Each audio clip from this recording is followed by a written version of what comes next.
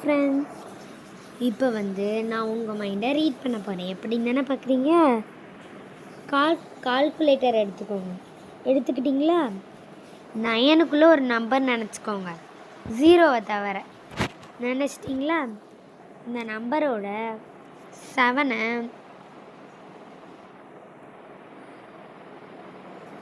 Multiple பண்ணுங்கள். 7ஐ multiple பண்ணிட்டீங்களா?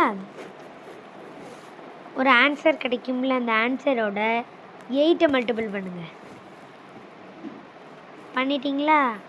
Answer கிடைக்கும்ல, அந்த ஆன்சரோட நீங்கள் நினச்ச நம்பரை டிவைட் பண்ணுங்கள். டிவைட் பண்ணிட்டீங்களா?